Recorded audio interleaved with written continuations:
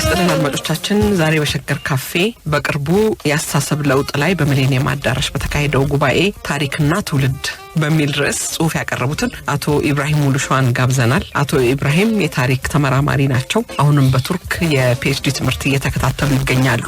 ኢብራሂም አንተ ብዬ ልቀጥል አይደል? ይፈቀድልኝ።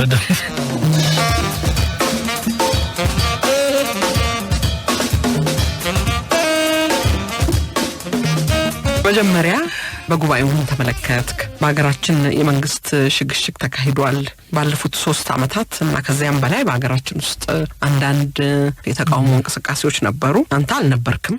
አሁን ደግሞ ያ የተቃውሞ እንቅስቃሴ በርዶ አዲስ የተስፋ ስሜት አለ ሁሉ ሰው ላይ እና ይሄስ ምን ይመስልሃል? ምን ቢደረግ ጥሩ ነው? ሰፊ ጥያቄ መሰለኝ። ሰፊ ጥያቄ ነው። ከመጣህ ይቀርብዬ ነው። እሺ ምን ተመለከትክ? በመጀመሪያ ደረጃ እኔ በዚህ ጉባኤ ስጋበዝ ምንም አላቅማማውም። ትልቅ ጉባኤ እንደሚሆን በደንብ ግን ፊገር አውት ያረኩት ከመጣው በኋላ ከዛ በኋላ ግን ገብቼ 7000 ሰው ተጠብቆ ከዛ በላይ ቆሞ ያለ ሰው ስሜቱ ሳይ የተሰማኝ ስሜት እኔ ውስጤ እኔ እንጃ እኔ ምንም መግለጽ የማልችለው አይነት ስሜት ተሰማኝ። እንግዲህ ሁሉ ሰው ደግሞ የጥሪ ወረቀት ተልኮለት አይደለም በጣም የሚገርመው እና ራሱ ተመዝግቦ የመጣ ነው እና ህዝባችን ምን ያህል ተስፋ እንዳደረገ አንደኛ ያስረዳን። ምን ያህል ተስፋ እንዳደረገ ሁለተኛ ህዝባችን የለውጥ ህዝብ የእውነት ፌል ካደረግን በጣም ይሄ ህዝብ ለለውጥ ተዘጋጅቷል አለው። እኔ ብቻ የሚመራኝ እፈልጋለሁ አስተሳሰቤን በሆነ አቅጣጫ የሚያስይዝ ሰው አካል መንግስት ያስፈልገኛል ብሏል እና ይሄ ህዝብ በጣም መከበር ያለበት ህዝብ ነው። እኔ ስንት ሰዓት ነው የቆየው? 7 ሰዓት ተኩል ወደዛ ደርሻለሁ። 7 ሰዓት ተኩል ጀምሮ አዳራሹ መሙላት ጀምሯል እና ያለው ለእያንዳንዳችን የተደረገው ጭብጨባ ስንወጣ ከኛ ጋር ፎቶ ለመነሳት የነበረው ሁኔታ ስናይ በጣም ነው እኔ እንጃ ይሄ ህዝብ ሊከበር የሚገባው። አንድ ጊዜ በፌስቡክ ላይ ጽፌያለሁ ስለ አዲሱ ጠቅላይ ሚኒስትራችን አብይ አህመድ ምንድነው ያልኩት? ያለው ተስፋ አሁን ሰው የሰጠው ሪኮግኒሽን ለአዲሱ አመራር ይሄ ህዝብ እንኳን ለሰራለት ይሰራልኛል ለሚለው ራሱ ገና ሳይሰራለት ገና ውለታውን ይከፍላል፣ ለወደፊት ውለታ ይከፍላል እና ይሄንን ህዝብ መያዝ ማስቀየም ፌል ማድረግ የለብንም። በቃ አሁን ባለው ሁኔታ በፍጹም ፌል ማድረግ ይሄንን ተስፋ ማጨለም ለምን ብዙ ተስፋዎች ጨለመውብናል። እኛ በ66 አብዮት ተካሂዷል። ጥሩ ኦፖርቹኒቲ ነበር፣ ያንን አተናል። 83 ደርግ ሲወርድ ያንን አተናል። አሁን ግን አፎርድ ማድረግ አንችልም። አሁን የሆነ ሌቭል ደርሷል። በቃ መለወጥ አለብን በህዝብም በመንግስትም ደረጃና ይሄ አዲሱ የመንግስታችን አመራር የሰጠው ተስፋ በኢትዮጵያ ታሪክ ትልቅ እና ይሄንን ግን ማለምለም ከተቻለ ይሄንን መጠቀም ከቻለ በጣም ትልቅ ተስፋ ነው። እኔ ለውጡን ማየው ምንድነው? አንደኛ የተደረጉት ተቃውሞዎች ጄኒውን መሆናቸውን ያሳያል። የእውነት ለውጥ ፍለጋ እንጂ አገር መበጥበጥ እንዳልሆነ ያሳያል። ምክንያቱም ጠቅላይ ሚኒስቴሩ ቦታቸውን ሲይዙ ጸጥ አለኮ የሁሉ የነበረው አመጽ የሁሉ የነበረው ፍትጊያ ባንዴ ይሄው አዲሱን አመራር ጊዜ እንስጠው ተባለ። እሱ ብቻ አይደለም፣ ህዝብ ብቻ አይደለም፣ ተቃዋሚዎች እንኳን በጣም ኤክስትሪም የተባሉ ተቃዋሚዎች ለአዲሱ ጠቅላይ ሚኒስቴር ተስፋ አለን እስቲ ጊዜ እንስጥ የሚል ኢንቫይሮንመንት ተፈጠረ። አዲሱም ጠቅላይ ሚኒስቴራችን ደግሞ በጣም ማመስገን እወዳለሁ። እስከዛሬ ያልታየ ራስን የመገምገም መንግስትን የመለወጥ አትሊስት ሪቶሪካሊ በንግግር ደረጃ ያለ ማስፈራራት ተስፋ መስጠት የለውጥ ሂደቱን ማሳየት በየቦታው የሄዱ ጉብኝት ማድረግ ከውጪ ዲፕሎማሲ ይልቅ ለሀገር ውስጥ ችግሮች ለና ለአካባቢ ችግሮች ቦታ መስጠት ትልቅ ነገር ነው ለኔ። ከዛ አልፎ እስረኞች እንግዲህ እየተለቀቁ ነው። የበለጠ ጠብቃለሁ እኔ ኢቭን በጣም ኤክስትሪም ናቸው የተባሉ እስረኞች እንዲፈቱ እኔ በመፈታት ላይ ኤክስትሪም አቋም ነው ያለኝ። ማንንም መፈታት አለበት የሚል this is the opportunity። ስለዚህ መንግስታችን የያዘውን አዲሱ መንግስት የያዘውን አቅጣጫ አጠናክሮ መቀጠልና ይችን አገር ዲሞክራቲክ የማድረግ ፕሮሰስን ማፋጠን በመጀመሪያ ደረጃ የዚችን አገር የፖለቲካ ባህል መለወጥ መቻል አለ። የዚች አገር ውስጥ የፖለቲካ ባህል ተቃዋሚዎች ማድረግ ያለባቸውን እመጣለሁ። አንደኛ የዚች አገር የፖለቲካ ባህላችንን ትንሽ መገምገም አለብን። ከኔ ጋር ያልሆነ ጠላት ነው የሚል አስተሳሰብ ማንሳት አለብን ሁላችንም፣ መንግስትም ተቃዋሚ። ከዚህ ጋር ተያይዞ አንዳንድ አዋጆቻችንን መገምገም አለብን። ከዚህ ሰውዬ ጋር የዋለ የበላ የጠጣ እየተባለ ፖላራይዜሽኑን የሚያፋጥኑ ህጎቻችንን በትክክል መርምረን እነሱን ማውጣት አለብን። ምክንያቱም ተቃዋሚም ኢትዮጵያዊ ነው፣ መንግስትም ኢትዮጵያዊ ነው። እኔ የኖርኩት ጎረቤት ተቃዋሚ ሊሆን ይችላል። እኔ ከሱ ጋር ቡና ጠጣውና የሆነ ነኝ ማለት ከእንግዲህ ወዲያ ፐርሰናላይዝ ማድረግ ፖለቲክስን በአይዲያ ላይ ያልተመሰረተ ፖለቲክስ ኢትዮጵያ ውስጥ መቅረት አለበት። እሱ ብቻ ሳይሆን ከዚያ አዶፕት አድርገው ተቃዋሚዎችም ዘሴም ሜንታሊቲ ያላቸው ከኛ ጋር ያልሆነ ከመንግስት ጋር ይሆናል። ለምሳሌ አንድ ሰው ፖለቲከኛ ላይሆን ይችላል፣ ጋዜጠኛ ሊሆን ይችላል፣ አንድ ሰው ዘፋኝ ሊሆን ይችላል። አገሩን የግድ ከመንግስት ጋር በመናቆር ወይም ደግሞ ከተቃዋሚ ጋር በመናቆር አይደለም አገልግሎት የምንሰጠው። ኒውትራል ሰዎች አሉ። እልቁንስ ኒውትራል ሰዎቻችንን ማንጠቀምባቸው ፖለቲካችን በጣም ፖላራይዝድ በመሆኑ እኔ ጋር ካልሆንክ ሌላ ጋር ነው የሚል የፖለቲካ ካልቸር በማዳበራችን አገራችን ውስጥ ገለልተኛ የሚባል አስታራቂ የሚባል ማን ነው? እስቲ ሽማግሌ እስቲ እዚህ ሀገር ውስጥ ሁሉንም ሰው የሆነ ግሩፕ ውስጥ ከከተትን ኢንተሌክቹዋል የሚባል ነገር አለ፣ ሽማግሌ የሚባል ነገር አለ። ሽማግሌ የጠፋበት ይሄ ሁሉ የሚያደርገን የፖለቲካ አስተሳሰባችን ነውና የፖለቲካ አስተሳሰባችንን በተቻለ መጠን መቅረፍ መቻል አለብን። ይሄን ደግሞ መንግስት ኢኒሺዬቲቭ ወስዶ አሁን መጨረሻ ላይ እኮ ኢትዮጵያ ውስጥ ገዢው ፓርቲና ተቃዋሚ አዘንዶ ዘዴ በተግባር ይሄ ፖላራይዜሽን ጠፋ። ለምሳሌ ዶክተር አብይን ሁሉም ሰው ተቃዋሚ ምን የሚባል ኢንዶርስ አደረጋቸው፣ ሁሉም ተቀበላቸው። ይሄ የሀገራችን ፖለቲክስ በራሱ ያመጣውን እድል ታዲያ በህግ በሲስተም የእውነት ራሳችንን በመለወጥ የፖለቲካ አስተሳሰባችንን ኮንሺየስሊ በመለወጥ ልናግዘው ይገባል የሚል አስተሳሰብ አለኝ። ሌላው መንግስታችን አሁን መብት ሰጣለው እያለ ነው፣ ተቃዋሚዎች ኑ እያለ ነው። እንግዲህ በተግባር መፈተን አለብን መንግስትን። እኔ ከማንንም ጋር የመወያየት ፍላጎት አለኝ እያለ ነው። ይሄ ማለት አንደኛ መንግስት በእርግጥም መብት በመንግስት አይሰጥም፣ ይሄን ማወቅ አለብን። ነገር ግን ያለብን ችግር ስላለ እስከዛሬ ይሄንን ስለለመድን ይሄም ጥሩ ነው ብለን እንቀበል። ሁለተኛ ግን ተቃዋሚዎች ይሄንን መንግስት ያመጣውን እድል ግን ኦውን ማድረግ ግን አለባቸው። ወደ እውነት መንግስትንም መፈተን መቻል አለባቸው። አሁን ለሚቀጥለው ምርጫ መዘጋጀት አለባቸው። እውነተኛ ኮምፒቲሽን ማየት አለብን። ስለዚህ አገራችን ውስጥ እውነተኛ የሆነ የፖለቲካ ትራንስፎርሜሽን የግድ የመንግስት ለውጥ ላይሆን ይችላል። መንግስት ግን ትራንስፓረንት በሆነ ፌር በሆነ ምርጫ የሚወጣበት መንገድ ዛሬ ነው የምንለው። እነዚህ ነገሮች በተወሰነ ደረጃ ሞክረን እየተሆናቸው ነው። ለምሳሌ ከ2002 ምርጫ በፊት እኮ ትንሽም ቢሆን ፓርላማ ውስጥ ተቃዋሚ እኮ ነበር አይደል? ደስ አይልም? ራሱ እኮ ያስቃል እኮ ፓርላማ ተቃዋሚና መንግስት እኮ ሲተራረቡ ራሱ እኮ በጣም እኮ ደስ ይላል። ፓርላማው ራሱ እኮ ተቃዋሚ ህይወት ይኖረዋል። ሰው ራሱ እኮ አሁን እኮ ፓርላማ ውስጥ ማንንም እኮ ፓርላማን ለመስማት ዝግጁ አይደለም። አሁን ትንሽ ለውጥ አለ ግን ዊዝን ዘ ኢፒአርዲኤፍ ነው። ግን ፓርላማው ከዚህ አልፎ ሌሎች ተቃዋሚዎች ሲኖሩ ኢንተረስቲንግ ይሆናል። እኔ አንዳንዴ የሐሳብ ልዩነት የሐሳብ ፍጭት ሲኖር በጣም ላይቭሊ ይሆናል። እኔ አንዳንዴ የአቶ መለስና የአቶ ቡልቻን ፓርላማ ውስጥ የነበረውን ቪዲዮ እየከፈትኩ ዩቲዩብ ላይ አያለው። እንዴት አይነት ለካ በትንሹ ሞክረናታል። ይችን ማጠናከር እውነተኛ ማድረግ ከእንግዲህ ወዲያ 100% የሚሆን ማሸነፍ የሚባል ነገር የለም። ዲሞክራሲ ካለ 100% አንድ ፓርላማ ውስጥ አንድ ፓርቲ አይኖርምና ይሄንን ነገር የሚያሻግር የፖለቲካ ሂደት ግን ተቃዋሚዎችም ይሄንን እድል መጠቀም እንዳለባቸው አምናለሁ። ስራ መስራት አለባቸው። እውነተኛ መደራጀት አለባቸው። ከእንግዲህ ወዲያ መንግስት ፈቅጃለሁ ብሏል፣ እነሱ የሚፈተኑበት መንገድ አለ ማለት ነው። መንግስት ይሄው እየተራመርኩ ነው ኑ እያለ ነው። ይሄንን ነገር እንግዲህ ሪስክ መውሰድ አለባቸው።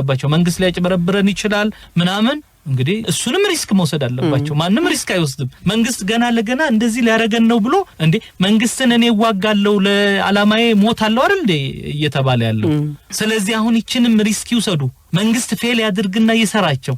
ለዲሞክራሲ የሚከፍሉት መስዋዕትነት መሆኑን ማወቅ አለባቸው። ስለዚህ ይሄንን እድል ሁላችንም ህብረተሰቡም በጥንቃቄ መንግስት የሚያደርጋትን እያንዳንዱን ስቴፕ እየፈተሸ መንግስትን እየረዳ አገራችን ወደ ዲሞክራቲክ ጎዳና በደንብ መግባት አለባት የሚል አስተሳሰብ ነው ያለኝ። ኢብራሂም እንደው አንስተዋል አንዳንዱን ነገር ግን ይሄ ጥሩ አጋጣሚ ነው፣ መልካም አጋጣሚ ነው፣ ከረጅም ጊዜ በኋላ የመጣ ሁሉም ተስፋ ያየበት መልካም አጋጣሚ ነው ብለሃልና ጥያቄዎቹ ምን ቢሆኑ ጥሩ ነው? አሁን ቀደም የፖለቲካ የምርጫን እና የፖለቲካ ተሳትፎን ነገርከን። ሌሎችስ እንደዚሁ አንገብጋቢ ጉዳዮች ምንድናቸው? ጥያቄዎቹ ምን ቢሆኑ ጥሩ ነው?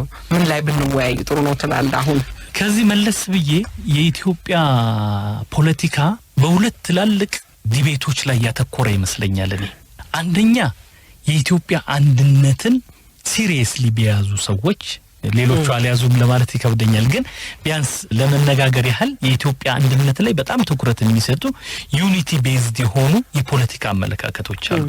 በሁለተኛ ደረጃ ዳይቨርሲቲ ላይ የሚያተኩሩ የፖለቲካ አመለካከቶች አሉ። እኔ አሁን ቋንቋችንን እንለውጥ የሚል ግምት አለኝ። ለምሳሌ አንድነት ላይ የሚያተኩሩትን ሰዎች የድሮ ናፋቂዎች፣ ነፍጠኞች፣ ትምክተኞች እነዚህን ሌክሲኮሎጂ እነዚህን ቃላት እስቲ እንተዋቸው፣ ፖዚቲቭ ቶን እንስጠው። ፖለቲካችን እስቲ ፖዚቲቭ ቶን ይኑረው፣ ዩኒቲ ቤዝድ ይሆኑ እንበል፣ እስቲ ሪኮግናይዝ እንደራረግ። አንደኛ። ሁለተኛ ዳይቨርሲቲን ዩኒቲ እኛን ውጦናል ደሞ ብለው ሌጂቲሜት የሆነ ኮንሰርን ያላቸው ሰዎች አሉ። እነዚህ ሰዎች ጠባብ አንበል፣ እስቲ ዳይቨርሲቲ ቤዝድ የሆነ ፖለቲክስ እንበል።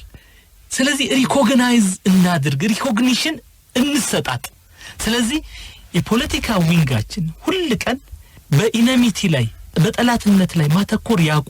ያለው የኢትዮጵያ ዲቤት ለኔ በዩኒቲና በዳይቨርሲቲ መካከል ነው። ኢትዮጵያን አንድነቷን መጠበቅ አለብን። የኢትዮጵያ አንድነት ከምንም በላይ ነው የሚሉ ሰዎች አሉ።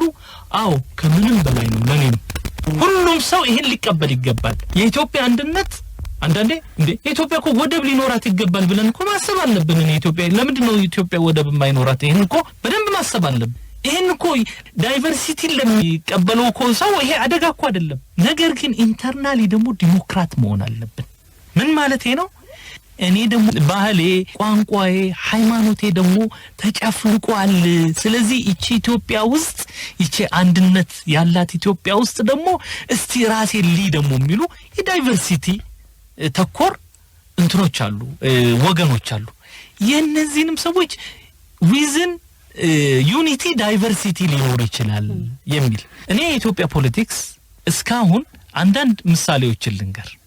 ኢህአዴግ እንደገባ ዳይቨርሲቲ ላይ አተኮረ።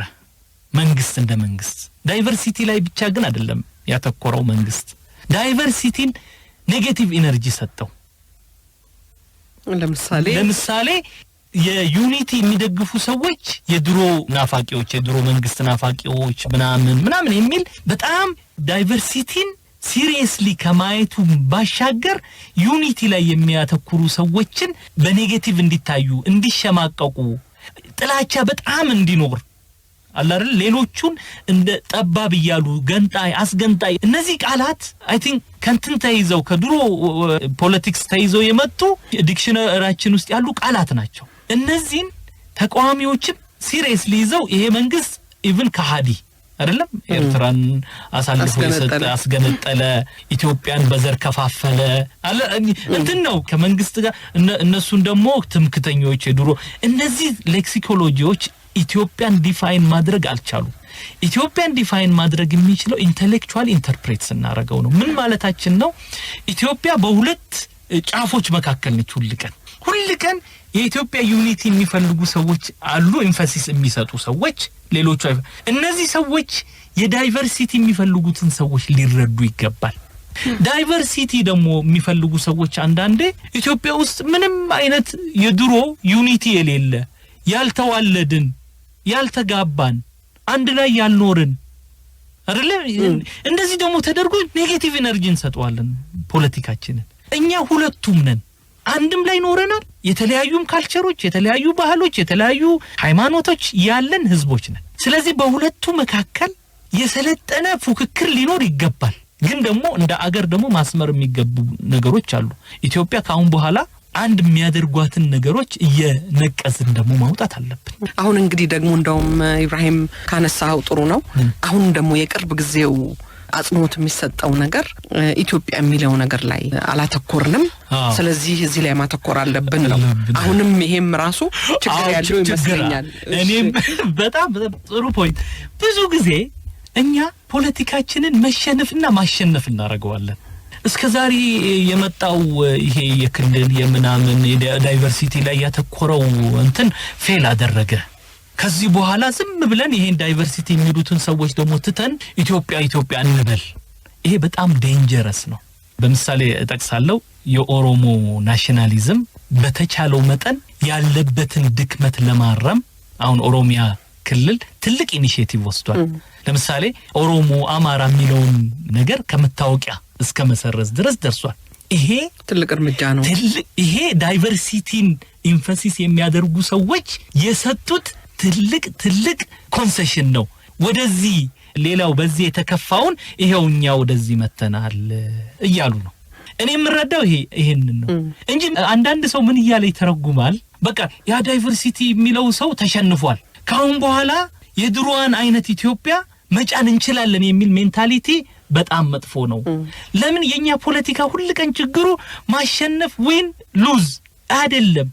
እልቁንስ እኔ አሁን ዩኒቲ ላይ የሚያተኩሩ ሰዎች ብልጥ ከሆኑ ለኢትዮጵያ ካሰቡ አሁን ደግሞ እኛ ደግሞ ለዳይቨርሲቲ ለሚሉ ሰዎች ይሄ ኮንሴሽን አለን ነው የድሮዋ ኢትዮጵያ ያንተ ባህል ያንተ ሃይማኖት ያንተ ምን ያልተካተተባትን ኢትዮጵያ እኛም አንፈልግም። እነዚህኞቹ እኛ አሁን እንደ ዶክተር አብይ እንግዲህ ይቅርታ ይደረግልኝና የኦሮሞ ናሽናሊዝም እንግዲህ አንተ ኢትዮጵያ ተደርጎ ነው የሚወሰደው። የኢትዮጵያ ናሽናሊዝም ተቃራኒ ተደርጎ ነው። እነዚህ ሰዎች ይሄን ሲተዉ የበለጠ እነዚህኞቹ ደግሞ ኖ እኛም ዳይቨርሲቲ ኦን እናደርጋለን የሚል ደግሞ የፖለቲካ አስተሳሰብ ያስፈልገናል። ምርጫ 97 በኋላ መንግስት ኢንክሪዚንግሊ የኢትዮጵያን ሁኔታ ኢንፈሲስ እየሰጠ መጥቷል። ባይዘው ያንን በመሸነፍ መንገድ የተረጎሙ የተቋሚ ኃይሎች አሉ። ከእንግዲህ ወዲያ ይሄ እንትን ፌደራሊዝም ይወርቃል ምናምን የሚል አይነት ኖ ናሽናሊዝምስ ሁለቱም ናሽናሊዝም ኢትዮጵያ ናሽናሊዝምም ኤትኒክ ናሽናሊዝምም የራሳቸው ሎጂክ አላቸው፣ የራሳቸው መስመር አላቸው፣ የራሳቸው ያሰመሩት መንገድ አላቸው። በእነዚህ በሁለቱ ናሽናሊዝሞች መካከል ነው የኢትዮጵያ ፖለቲክስ ከዚህ ወደዚህ ያደርጋለው። በእነዚህ መካከል እንዴት አድርገን ኮምፕሮማይዝ ለዚህ ትልቁ ምሳሌ ታሪክ ነው። በኋላ እንመጣበታለን ታሪካችንን ስንረዳ እንዴት እንደሚሆን። ስለዚህ አሁንም እንዳንሳሳት መፈራው ይሄ ዳይቨርሲቲን ኤምፋሲስ የሚሰጠው ግሩፕ ወደ አንድነት ሲመጣ እኔ አንድነትን ኤምፋሲስ የሚሰጠው ግሩፕ ደግሞ ዳይቨርሲቲን ለመቀበል የበለጠ ኦፕን ኢትዮጵያ ውስጥ እኔ ምን አይነት አገር እንዲሆን ፈልጋለሁ መሰለኝ። እኔ ኢትዮጵያ ምን አይነት አገር እንድትሆን ፈልጋለሁ? አንድ የኦሮሞ መብት ሲነካ ያንን መብት ለምን ተነካ የሚል አማራ ነው ፈልገው፣ ኦሮሞ አይደለም ፈልገው። አንድ የኦሮሞ መብት ተነካ ሲባል ለምን ተነካ የሚል አማራ፣ አንድ የአማራ መብት ሲነካ ለምን ተነካ የሚል ኦሮሞ ነው የምፈልገው። ሌላውም እንደዚሁ አንድ የሙስሊም መብት ሲነካ ለምን ተነካ የሚል ክርስቲያን ነው የምፈልገው። አንድ የክርስቲያን መብት ሲነካ ለምን ተነካ የሚል ሙስሊም ሰው ነው የምፈልገው። ይሄንን ከፈጠርን ኢትዮጵያ ካሁን በኋላ አፎርድ የምታረገው ሁለት ነገር ነው። ኢትዮጵያን የመሰለ አገር ላይኖር ይችላል። እኔ የኡነቴን ፖዚቲቭሊ ኢትዮጵያ እኛ ያለንን ሀብት የትራዲሽን የቋንቋ የምን ከተጠቀምንበት እኛን የሚያህል አገር የለም የትም በምስራቅ አፍሪካ ማንም። እኛ ሶማሊያ የሌላትን የሶማሌ ጎሳ እኛ አገር ውስጥ አለ። ይሄን እናውቃለን። ኢትዮጵያ ውስጥ የሌለ ግን የሶማሌ ጎሳ ሶማሊያ ያለ የለም እኔ እስከሚገባኝ። ይሄ ሀብት ነው። እኛ ሶማሌን እናውቃለን ማለት ነው። ሶማሌ እኛን መረዳት ያቀተዋል። ጅቡቲ ኖሮ እኛ ጋር የሌለ ዘር አለ። አፋር ሶማሌ አለ የለም። ጅቡቲ የሌለ ግን እኛ ጋር ያለ ብዙ ነው።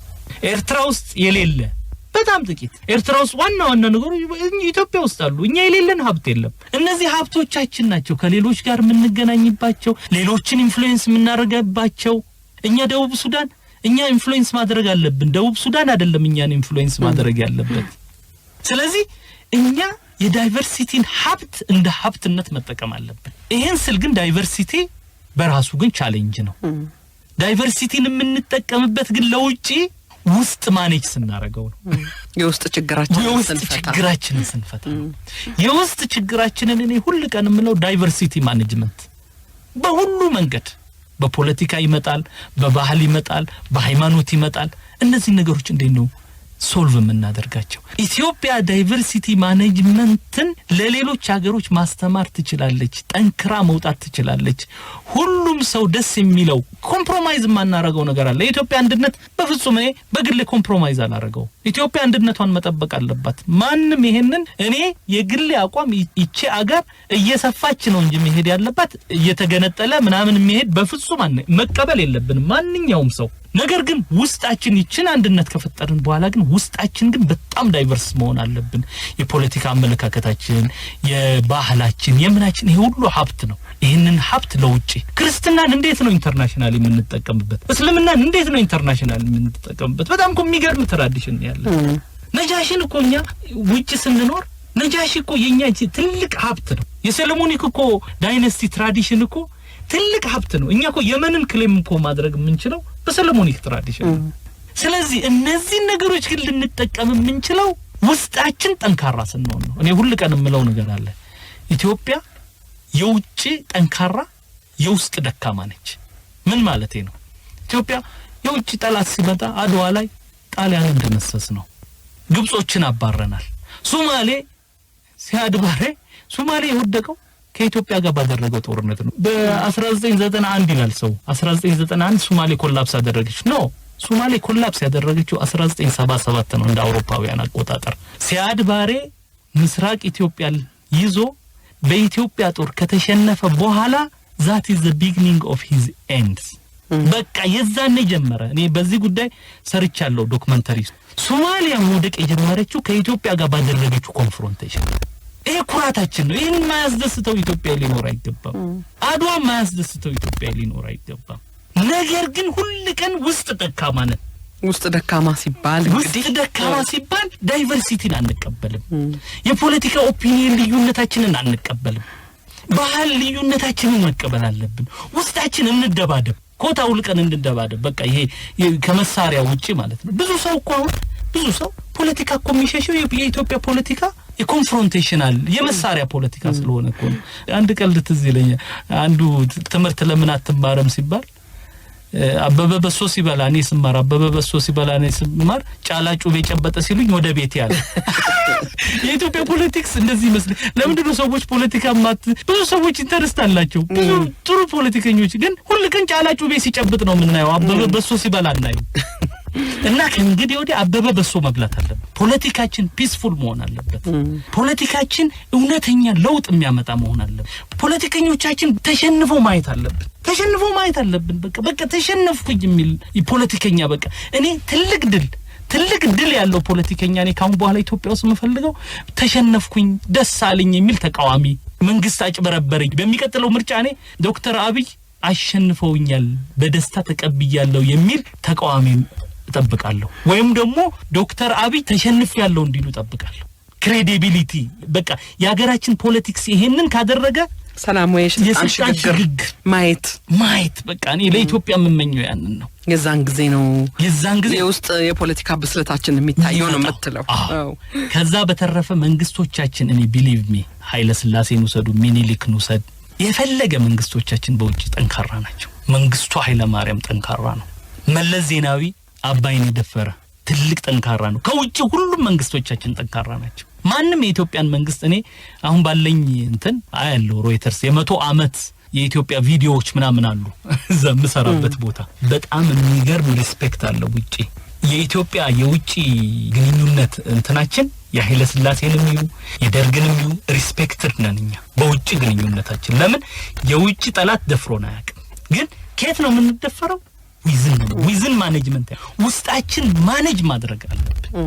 ስለዚህ እንግዲህ ትልልቆቹ ጥያቄዎች አንዱ የውስጥ ፖለቲካችንን ማቃናት እርስ በርሳችን የሰለጠነ ማድረግ። ለዚህ ደግሞ ምሳሌ አለን። አፍሪካ ምሳሌ ነች። እኔ ሴኔጋል ላይ ሰርቻለሁ። ሴኔጋል ጥሩ ምሳሌ ነው። በጣም የሚገርመው የሴኔጋል መስራች ሴንጎር ክርስቲያን ነው። ግን ሴኔጋል ስንት በመቶ ሙስሊም ነው? 92 በመቶ ሙስሊም ሀገር ነው። ፕሪዶሚናንትሊ ሙስሊም ሀገርን የመሰረተው ሰውዬ ክርስቲያን ነው። ያው ክርስቲያን ሲባል ዝም ብሎ ክርስቲያን ሴኩላር አይደለም። ሴኩላር እልም ያለ የካቶሊክ ቤተሰብ የወጣ ኃይለኛ የካቶሊክ ሚሽነሪዎች ያሳደጉት ትልቅ ሰው ነው ሴንጓር። ፖለቲካቸው ውስጥ ግን ለምን ሴንጓር ክርስቲያን የሆነ ገዛን ብለው ግን ሴኔጋሎች አያውቁም። እንደውም ትልቅ ከበሬታ አላቸው። ትልቅ ከበሬታ ያለው ለምንድነው? ሴንጓር ሲወጣ በፐርሰናል አቺቭመንት ነው እንጂ ክርስቲያኖች ሙስሊሞችን ገዙ በሚል ሜንታሊቲ አይደለም። ሲወርድ ደግሞ በ1980 ሪታየር ሲያደርግ ሴንጓር ለአብዱ ዶኤፍ ነው ሌላ ለሙስሊም ነው። ሽግግሩ እንትን አይደለም። አብዱ ዶኤፍ አንድ ፓርቲ ናቸው ሴንጎርና እሱ ከጨረሰ በኋላ ደግሞ ሁለት ከተመረጠ በኋላ ደግሞ በ2000 ሴኔጋል ከአንድ ፓርቲ ግዛት ሌላ ፓርቲ ደግሞ ሽግግር አደረገች። በ2000 አብዱላሂ ዋዲ መጣ። ከዛ አብዱላሂ ዋዲ በ2008 የሱን ፕሬዝዳንሲ ለማስፋት ሲል ለውጥ አመጣ። የኮንስቲቲዩሽናል አለፈለት። ግን ሰው በኋላ በ2012 ቀጣው ተሸነፈ። አፍሪካ ውስጥ ምሳሌ አለ። ሴኔጋል ጥሩ ምሳሌ ነች። እንደውም አንድ ጊዜ እንደዚሁ አንድ ሰው ጠይቅ የሴኔጋል የተቃዋሚና ስልጣን ላይ ያለው መንግስት ሰዎች እንዲህ የጥላቻና የእንዲህ ስሜት የላቸው ወንድሜ ነው የሚባባሉት የሚል ነገር ነግረውኛል። አንድ ዲፕሎማት እዛ የነበሩና አንድ ትልቅ እርምጃ ነው እኮ ይሄ። በጣም ትልቅ እርምጃ ነው። እና እንደዚህ የምናያቸው ሀገሮች አሉ። አፍሪካ አውሮፓ ሳንሄድ ብዙ ሀገሮች እና እነዚህ ነገሮች ዲሞክራሲያችን ዊዝን ሀገራችን ውስጥ ያለውን እንትን ካልን እንደኛ ጠንካራ ህዝብ የለም። የኛ ህዝብ በጣም ጠንካራ ነው። በተለይ ውጪ ሲወጣ የኛ ህዝብ ስራ እየሰራ አረብ ሀገርን ያቀና የኛ ህዝብ ነው። የኛ ህዝብ አውሮፓ አሜሪካ ሰክሰስፉል የሆኑ ሰዎች አሉ። ግን ዊዝን እና ይሄ ደግሞ ጠቅላይ ሚኒስትራችንን ላመሰግን እወዳለሁ በዚህ አጋጣሚ ኑ እያሉ ነው። ኑ ግቡ እያሉ ነው። ይሄንን ሪስክ አልወስድም የሚል ተቃዋሚ እኔ ትክክል አይመስለኝም። ለመሞት ዝግጁ ነኝ እያለ እዚህ መጥቼ መንግስት ያታለኛል ብሎ የሚፈራ ተቃዋሚ መኖር የለበትም ብዬ አስባለሁ። መንግስትም ግን ጄኒዩን መሆን አለበት። ለምን ከእንግዲህ ወዲያ የኢትዮጵያ ህዝብ በቃ አውቋል። ሁሉን በስለናል። ችግር አብስሎናል። ሁሉም ሰው በአሁኑ ሰዓት ፖለቲካ ያያል። የበቀደሙ አዳራሽ የሞላው ያ ሁሉ ሰው ብሎ የሚያዳምጠው ለለውጥ የተዘጋጀ ህዝብ አለን። ይሄንን ህዝብ ፌል አናደርገው፣ እንጠቀምበት አመለካከት አለ። እንግዲህ በአገራችን ውስጥ ጥያቄዎቹ በተለይ ከዚህ ከተማሪዎች ንቅናቄ ጋር ተያይዞ ትልልቆቹ ጥያቄዎች የብሔር ብሔረሰብ ጥያቄ፣ የመሬት ጥያቄ እነዚህ ሁለቱ ከተፈቱ ሌሎቹ ቀላል ናቸው ይባላል። ሌላው ሃይማኖትና ፖለቲካ ደግሞ አንድ ጉዳይ ይመስለኛል። ኢብራሂም ይሄስ አንተም ወጣ ብለህ ከደጅም ስለምትመለከተው የሌላ ሀገርም ልምድም ስለምታይ እዚህ ላይ መንግስት እርግጥ በሃይማኖት ጉዳይ ሃይማኖትና መንግስት የተለያዩ ናቸው ይላል ህገ መንግስታችንም።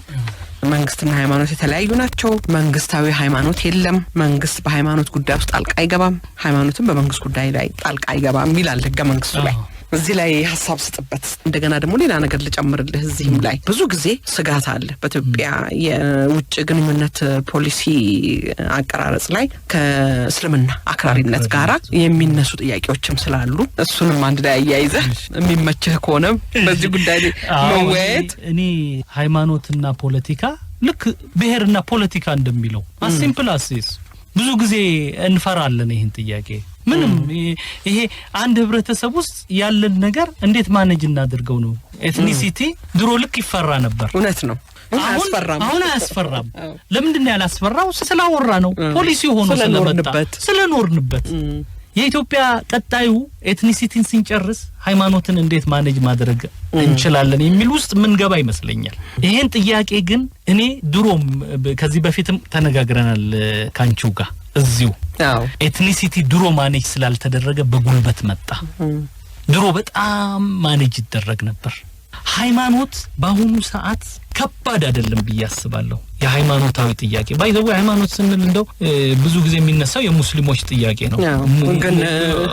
እውነትም ነው። ደግሞ ለምን ሙስሊሞች ተበድለናል የሚል አመለካከትም አላቸው። ሁለተኛ ዜጋ ተደርገናል የሚል አመለካከት አላቸው። ስለዚህ መነሻውም አለ። አንደኛ የዓለም አቀፍ እንቅስቃሴውም አለ፣ ስጋቱም አለ። ያ ይገባኛል። ግን እኔ ኢትዮጵያ ውስጥ ብዙ ጊዜ መንግስታችን በተለይ በዚህ በብሔር በሃይማኖት ጉዳይ የፖለቲካ አድቫይዘሮች ብቻ አይመስለኝም የሚያስፈልጉት። ኢንተሌክቹዋል አድቫይዘሮች ብዙ ጊዜ የሉንም። ኢንተሌክቹዋሊ ዲቤት የሚያደርጉ ኮንሰፕቶችን እንትን የሚያደርጉ። ለምሳሌ ኢትዮጵያ አንደኛ ከኢትዮጵያ ካራክተር ጋር እንነሳ። ይሄ ሙስሊም ክርስቲያን ሳይሆን ኢትዮጵያውያን ሃይማኖተኞች ናቸው አይደለም? ሁላችንም ሃይማኖተኛ እንደውም ከዚህ በፊት ቀልደናል አይደለም? ኢትዮጵያ ውስጥ ዱርዬውም ሃይማኖተኛ ነው፣ ሃይማኖተኛውም ዱርዬ ነው። እንደዛ ነው ብለው ነውና ማንም ሰው ኢትዮጵያ ውስጥ ቤዚካሊ ሃይማኖተኞች ነን። ስለዚህ ይሄ ካራክተራችንን ለሙስሊም ለክርስቲያን አይደለም ለሁላችንም ይሄ ነው። በሁለተኛ ደረጃ ኢትዮጵያ የብዝሃ ብሔር ብቻ አይደለችም፣ ብዝሃ ሃይማኖት ነች አገሪቱ። ይሄን መቀበል አለብን ማናችንም። ጥንታዊ ሃይማኖቶች መጀመሪያ ስለዚህ ይሄን በደንብ መቀበል አለብን። ይሄንን ያለ መቀበል ድሮ በዘር ላይ ማንቀበል ልክ ዘር ላይ የሆነው እኮ ነው። ያውና ለይቻላዩ ልክ ዘር ላይ ዳይቨርሲቲን እንዳልተቀበልን ሃይማኖት ላይ አንቀበልም። ሁሌ ካለፈ በኋላ ከተጋደልን በኋላ ምናምን ነው የምንቀበለውና which is dangerous። ሶስተኛ የቅርብ ጊዜ ታሪካችን ነው። የቅርብ ጊዜ ታሪክ ለምን ለሁሉም ሃይማኖቶች የሚሰራ ነገር ነው ማወራው። በቅርብ ጊዜ አብሶ ከሰው ቤት ህብረት መፈረካከስ በኋላ ዓለም ላይ ሪቫይቫል ኦፍ ሪሊጅን አለ፣ የሃይማኖቶች መነቃቃት አለ። ኢትዮጵያ ውስጥም እንዳለው ይሄ ለሁሉም ሃይማኖቶች ይሰራል፣ ለእስልምናም ለክርስትናም ለምንም። ስለዚህ ሞር ሃይማኖት የፖለቲካ ስፔሱን ለሚያዝ የሚደረግ ነገር አለ። ስለዚህ ሪቫይቫል አለ። አንዳንድ ሰዎች የፖለቲካ አይዲዮሎጂዎች መክሸፍ ወደዚህ እኔ ራሱ አምናለሁ። ምክንያቱም ሴኩላር ሲስተም ፌል አደረገ። ሰው መሸሽ ያለበት ቦታ አለ፣ ሃይማኖት አለ። ከዛ በኋላ ደግሞ ኢትዮጵያውያን ጋር የራሳችን የሆነ ካልቸር አለ። ሃይማኖትን ሲሪየስሊ እንይዛለን። ምንም ሞራል እንኳን ባይኖረን ማለት ሃይማኖትን ሲሪየስሊ እንይዛለን። ይሄ ደግሞ አለ።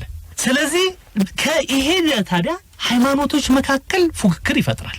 ይሄንን በዚህ የተነሳ ሃይማኖቶች መካከል ፉክክር ይኖራል። ይሄም ትልቅ እንትን ነው። እኔ በልጥ የሚል እኔ ብዙ ህዝብ ምናምን። ሌላው ግን የኢትዮጵያ ሪያሊቲ ፖዚቲቭ ሴንስ አለው። ከ1974 እንደ አውሮፓውያን አቆጣጠር ከ1966 አብዮት በኋላ ኢትዮጵያ ሴኩላር ስቴት ነች። ይሄን ሁሉ ማኔጅ የምናደርግበት ትልቁ ሀብታችን ሴኩላሪዝም ነው። ይሄንን በፍጹም ኮምፕሮማይዝ ማድረግ የሌለብን። ሴኩላሪዝምን ቻሌንጅ አደርጋለሁ የሚል ማንኛውም ወገን ከእስልምና ይምጣ ከክርስትና ይምጣ ከማንም ይምጣ ቶለሬት ማታረግ ሀገር ነች በህግ ደረጃ ኢትዮጵያ። ምክንያቱም የኢትዮጵያ ህገ መንግስት ውስጥ ኢቭን በሃይማኖት መደራጀት የለም ፖለቲካ ነው። ስለዚህ ይሄ ሀብት ነው። አጨቃጫቂ ነው ማለት ለምንድነው ማለት ከመብት አንፃር ስናየው ለምንድነው በሃይማኖት የማይደራጁት ልንሆን? ግን ማኔጅመንታችን ነው ለጊዜው የደረስንበት እዚህ ደረጃ ነው። ሌላ ፐርሰናሊ እኔ የኢትዮጵያ ፖለቲክስ የሃይማኖት እንዳይሆን እፈልጋለሁ። የኢትዮጵያ ፖለቲክስ ልክ ዘር ላይ ያለነው ችግር ሃይማኖት ላይ እንዲደርስ አልፈልግም። በሰዎች ግለሰባዊ አይዴንቲቲ ላይ ሳይሆን በሰዎች ግሩፕ አይዴንቲቲ ላይ እኔ ፐርሰናሊ አቮይድ ላናረገው እንችላለን። ፐርሰናሊ ግን ብዙ ሰዎች ወደ ብሔር የፖለቲካ ኤክስፕሬሽን የሆነው ለኔ ጭቆና አለ ተብሎም ስለታሰበ ስላለም ይመስለኛል ሁሉ ጊዜ ሲገፋ አንድ ሰው ራሱን ፕሮቴክት ማድረግ አለበት። ፕሮቴክት የሚያደርገው ደግሞ ኦርጋናይዝድ በመሆን ነው። ኦርጋናይዝድ የሚሆነው ደግሞ በፖለቲካል ፓርቲ ነው። ስለዚህ እኔ አሁንም ቢሆን የኢትዮጵያ ፖለቲካ የኢትዮጵያ ሃይማኖት ወደ ሪሊጂየስ ቤዝ ሃይማኖት ላይ ያተኮረ ፖለቲካ እንዳይኖር ግን መጣር አለብን። ምክንያቱም እንደውም ኢብራሂም በደርግ ጊዜ የነበረው ምክንያቱም ሶሻሊስት ነኝ የሚል መንግስት ስለነበረ የሃይማኖት ነገር ጭቆና በሚመስል መንገድ ሃይማኖታችሁን አታካሂዱ የሚል እስከማለት የደረሰ ቢሆንም የዛን ጊዜው የመንግስት አቋም የተሻለ ነበር ማለት ይቻላል። አንዳንድ ጊዜ ሁሉም ላይ ስለሚመጣ አሁን ግን ፓራዶክሱ ምንድነው? በአንድ በኩል የሃይማኖት ነጻነት አለ፣ በሌላ በኩል ሃይማኖትን ማኔጅ ለማድረግ መንግስት ይፈልጋል። ግን አዘይንዶ ዘዴ መንግስት ቢሮክራሲ ውስጥ ያለ ሰው ነው። እስልምና ላይ የሚደረገው ትልቅ ችግር ነው። አብዛኛው ቢሮክራሲ ውስጥ ያለው በፌደራል ደረጃ ክርስቲያን ነው። ስለዚህ አንደኛ ሙስሊሙ ላይ የሚተኮረው አንደኛ ከቢሮክራሲ አንፃር ይሄ ይመስለኛል መጣበታለሁ። ግን ትልቁ ነገር ምንድነው? ሃይማኖት በተቻለ መጠን ሃይማኖት ቤዝድ የሆኑ ፖለቲካ ንቅናቄዎች እንዳይመጡ የሚቀጥለው የኢትዮጵያ የቤት ስራ ሃይማኖት እንዳይሆን እናድርግ።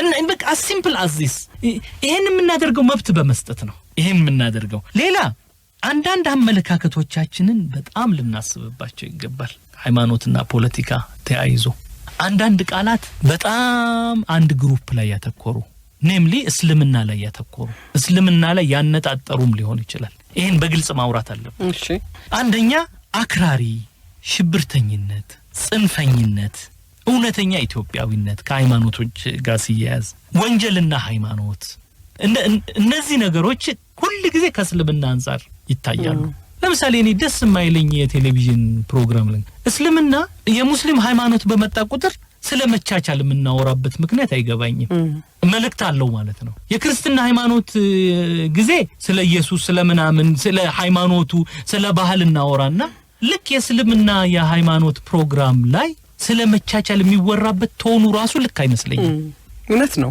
ከበስተጀርባው እንትን አለ ማለት ነው አልተቻቻልም ተለይ ከሙስሊም ጋር የተያያዘ ነው የሚል ቶን አለው which is wrong እስልምናን እንደ አንድ ሃይማኖት መቀበል አለበት እኔ አንዳንድ ጊዜ አንዳንድ ጓደኞቼን እናገራለሁ እስቲ ካንተ ጎረቤት ያለው ሙስሊም አክራሪ አይተታቃለህ ነው አሬ ከኔ ጎረቤት ያለው በጣም ጥሩዎች ናቸው ሁሉም 10 ልጆች ነበሩ አንድ ጊዜ ተሰብስበን 10 ሁሉም ጎረቤቶቻቸው ሙስሊሞች ጎበዞች ጥሩዎች ናቸው በጣም ሰው አክባሪዎች ናቸው ከሌላው ጋር የሚኖሩ ናቸው ታዲያ ከየት ነው የሚመጣው ይሄ የሳልከው ይሄ የሚገለው የሚያሰቃየው ከየት ነው የሚመጣው እስቲ እያንዳንዱን ሰው ጠይ ሌላ ግን በኢሜጅ የሳልነው ግን ሙስሊም የሚባል ነገር አለ which is ፖለቲካው ያመጣብን ከዓለም አቀፍ ጋር ሁኔታዎች ጋር የመጣብን ነገሮች አሉ እነዚህን ፌስ እናድርጋቸው ይሄ እኔ አንዳንድ ጊዜ መፎጋገር አልወድም በግልጽ እናውራ ወንጀለኛ ካለ ወንጀለኛ ነው እንበል አንዳንድ ጊዜ አንዳንድ ሙስሊሞች ራሱ የሆነ ኢንፌሪዮሪቲ ኮምፕሌክስ ጽሁፍ ሲጽፉ ያለው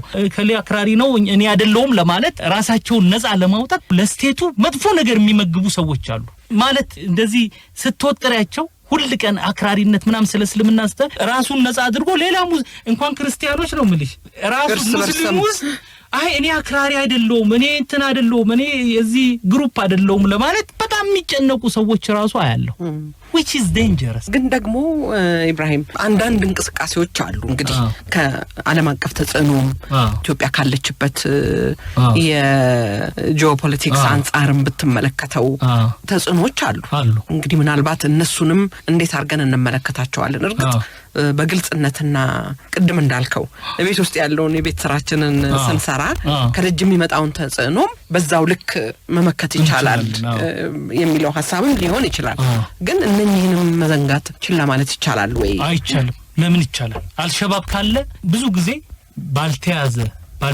ምክንያቱም አንድ ሰው ወንጀለኛ የሚሆነው ወንጀል ሲሰራ ነው ካለዛ ሰው ወንጀለኛ ያለ መሆን መብቱ መከበር አለበት እኔ ሙስሊም ስለሆንኩኝ ገና ለገና አስዩም ከተደረኩኝ ይሄ ራሱ ወንጀል ነው ስለዚህ አንድ ሰው ለምሳሌ ብዙ ጊዜ በየስብሰባ የሚነሳ ነገር አለ ተክፊር የሚባለው ግሩፕ ግብር አልከፍልም የሚላል ግብር አልከፍልም ይሄ እስላማዊ መንግስት አይደለም ምናምን የሚል ግሩፕ አለ እሱ የኔ ኃላፊነት አይደለም የመንግስት ኃላፊነት ነው እኔ እንደ ሙስሊም እኔ አልከፍልም ብያለሁ ወይ ለምንድነው የኔ ሃይማኖት ተነጥሎ ግብር የማይከፍሉ ሰዎች ያሉበት ምናምን የሚደረገው አንደኛ ኤክስትሪሚዝም የትም ሀገር አለ እስራኤል ሀገር ውስጥ ኤክስትሪም ጂውስ አሉ ወታደር አንሆንም የሚሉ ክርስቲያኖች አሉ ወታደር አንሆንም የሚሉ ጆሆቫ ዊትነሶች አሉ ወታደር አይሆኑም ማንንም ስለዚህ ዲቤት አያወራም ኢትዮጵያ ውስጥም አለ ይሄ መንግስት ኃላፊነቱ ነው ይሄ የዚህ ሃይማኖት አይደለም ግብር ያለ መክፈል መብት ያለው ማንንም የለም እዚህ ሀገር ግብር አልከፍልም ካለ የመስጂድ ኢማም ይሁን ቄስ ይሁን ምን ይሁን ይሄ ለፍርድ ቀርቦ ቅጣቱን ማግኘት አለበት ከዛ ውጪ ግን የኔ ሃይማኖት ተነጥሎ የመወያያ ርዕስ ማድረግ አግባብ አይደለም ለኢትዮጵያ ጥሩ አይደለም ለአንድነታችን ጥሩ አይደለም አክራሪ እንምጣ አክራሪ ማንንም ሰው አክራሪ ሊሆን ይችላል የሶሻሊስት አክራሪ አለ የሴኩላር አክራሪ አለ ሃይማኖተኞችን አልይ የሚል የክርስቲያን አክራሪ አለ የአይሁድ አክራሪ አለ የሙስሊም አክራሪ አለ ለአንዱ ብቻ የተሰጠ አይደለም ሁለተኛ አክራሪነት በአስተሳሰብ ደረጃ ወንጀል አይደለም ኤክስትሪም አቋም ወንጀል አይደለም አክራሪነት ፕላስ ቫዮለንስ ነው ወንጀል ሰውየው ለምሳሌ እኔ በሶሻሊዝም በጣም ማምን ነኝ ካፒታሊዝም የማይረባ ነው ምናምን ብሎ ምክንያቱም ለምንድነው አስተሳሰብ አይዳኝም በህግ አይዳኝም አስተሳሰብ አሁን የትኛው ማስተሳሰብ እኔ እኮ አሁን ላውጣብል የክርስቲያን ጽሁፎች ላይ ላውጣብል እኮ እኔን እኮ የማይቀበል በጣም ብዙ ጽሁፍ ይጻፋል እኮ በጣም እኮ ብዙ ጽሁፍ ይገርምም ነገር ሙስሊሞች የዚህ ሀገር ዜጎች አይደሉም የሚል ይሄንን እኮ ወደ ዲስከሽን አናመጣው እናምጣ ብንል እኮ ግን አላስፈላጊ ነው ለኔ ይሄ አይደለም ምን ኢትዮጵያ ይቻ አይደለችም ኢትዮጵያ በአክራሪዎች አስተሳሰብ አትቀረጽም ግልጽ ነውና ግልጽ ነው በጣም አንዳንድ ጊዜ ኢቭን አክራሪነት ልንገር የሆነ ቦታ ሙስሊሞች ላይ እንደዚህ ይደርሳል ምንና ለምንድነው አንዳንድ አካባቢዎች ስል ከአንዳንድ ጓደኞች እዛ አካባቢ ያሉ ክርስቲያኖች አክራሪዎች ናቸው ይሉኛል ስለዚህ በጣም ታዋቸው ለነሱ ሲሆን ታዋቸው ነው የሚባለው ዲስከሽን አይሆንም አይ which is dangerous ነው ቅድም እንዳልከው እኮ ነው ኢብራሂም አሁን በአገራችን በየወቅቱ እያለፍን የምንመጣቸው ጉዳዮች አሉ በደርግ ጊዜ ወጣት ሆነህ በኢሃፓ ወይም እንደመፈረጅ ማለት ነው ወይንም ደግሞ የትግራይ ሰው ከሆንክ ቲፒኤልኤፍ ነው ኤርትራዊ ከሆንክ የዚህ አባል ነው ብትሆንም ባትሆንምና እንዴ የመፈረጅ በጣም አደገኛ ነው በጣም ወንጀለኛ ነው ስም የለውም ወንጀለኛ ነው ሙስሊም አይደለም ክርስቲያን አይደለም ይሄ ሰው ወንጀለኛ ነው እንግዲህ መወያየት እንዳልከው በዚህ ጉዳይ ላይ በግልጽ መነጋገር ያስፈልጋል ስንነጋገር ነው ብርሃን ልናሳየው የምንችለው ነው ቀበልሃለሁ ይሄን እሺ ሁለተኛ እስልምና ወደ እስልምና ስፔሲፊካሊ ስመጣ እስልምና መጀመሪያ ሁሉም ሰው እንደማንኛውም ሃይማኖት ነው ይሄ ፕሬሚሱ ይሄ መሆን አለበት ኤክሰፕሽኑ አይደለም መታየት ያለበት አሁን ግን ኤክሰፕሽኑ ሃይማኖት ሆነ ስለዚህ ሁሉ ቀን ዲቤታችን አክራሪነት ሲባል ማንኛውም ሰው ሜንታሊቲ ላይ ክርስትና አይመጣም ለምን ብዙ ጊዜ ፕሮፓጋንዳ ስለሚደረግ እስልምና ቤዚካሊ የሰላም ሃይማኖት ነው ሌላው የሚያጨቃጭቀን ለመብት የሚደረግ ጥረትና አክራሪነት ምንድነው ልዩነታቸው ሌላው ሃይማኖት መብትና ፖለቲካ እንደ ኮንሰፕት ነው ማወራው ሃይማኖት አንድ ሰው ሃይማኖቱ በግል ሆኖ ግን ፖለቲከኛ መሆን ይችላል ለምሳሌ ኢቭን ማበረታታት አለብን ሙስሊሞች ፖለቲካ ውስጥ እንዲሳተፉ ኢንከሬጅ ማድረግ አለብን ኢንቴግሬሽን የአክራሪነትን ምንጭ ማድረግ ኢንቴግሬትድ ሲሆን አንድ ህብረተሰብ አንድ ማህበረሰብ መገለል የለበትም በፖለቲካው በማንኛውም በማህበራዊም በምኑም ተሳትፎ ይሄ ስል ግን ሙስሊሞች ጋር ጥፋት የለም አይደለም የሙስሊሞች እንደውም ምን የሙስሊሞች እኮ ቀስ ይያሉ ፖለቲካ ውስጥ ለመግባት ምናምን እንደውም የሙስሊሞች ወንጀል ተቃራኒ ነው ፖለቲካ ውስጥ ለመግባት ያለ መድፈር ነው ለኔ የሙስሊሞች ትልቅ ችግር ራስን ደሴት ውስጥ መክተት ነው ሙስሊሞች እንደውም ኢንከሬጅ መደረግ ያለባቸው ፖለቲካ ውስጥ እንዲሳተፉ ነው ከፖለቲካ እንዲሸሹ አይደለም ከፖለቲካ የሚሸሽ ማህበረሰብ ዴንጀረስ ነው ራሱን የሚያገል ህብረተሰብ ስለዚህ ሙስሊሞች ጋር ኢቭን መንግስት የተለያዩ ፖለቲካ ፓርቲዎች ኢንከሬጅ ማድረግ አለባቸው እኔ የሚነግሩኝ አንዳንድ ሰዎች አሉ የታላችሁ ይላሉ እውነት ነው ስለዚህ ሙስሊሞች ራሳቸውን ሁሉ ቀን የሙስሊም መብት ምናምን ብለን አይደለም በመሳተፍ ነው ይሄ ምንም የሚደበቅ ነገር ይሄ እኮ ወደ ጾታም እኮ መሄድ ይቻላል የሴቶችም መብት እንደዚሁ ነው በመሳተፍና በመታገል ምናልባት ቋንቋው ጥሩ ላይሆን ይችላል በአሁኑ ዘመን በዛ ነው ፖለቲካዊ አንድ ኮንሰፕት አለኝ ሃይማኖተኛ ፖለቲከኛና ፖለቲካን ሃይማኖታዊ ማድረግ ይለያያል አሁን እንግዲህ እሱ ነው ትልቁ ችግር የሚመስለኝ ሃይማኖተኛ ፖለቲከኛ ያስፈልገናል የሃይማኖት ፖለቲካ ግን መጠንቀቅ አለብን ሃይማኖት ፖለቲካ እንዳይሆን መጣር አለብን ነገር ግን ኢትዮጵያ ውስጥ አቮይድ አናረግም እስቲ አሁን ሃይማኖተኛ ያልሆነ ፖለቲከኛ አለ እንዴ የለም ለሙስሊሞችም የተለየ ህግ የለም እዚህ ሀገር ውስጥ ነገር ግን ማንኛውም ሰው ይችን ሀገር በዚህኛው ሃይማኖት ልቅረጻት ሲል እዛ ጋር ታቆማለ መባል አለበት ድንበሩ እዚህ ጋር ነው እዚህ ጋር ቀይ መስመር አለ መባል አለበት በያምናለሁ ህገ መንግስቱ ላይ እንደተቀመጠው ሃይማኖትና መንግስት የተለያዩ ናቸው የሚለው ላይ ትክክለኛውን ሐሳብ ማስቀመጥ አለብን ነው አይደለ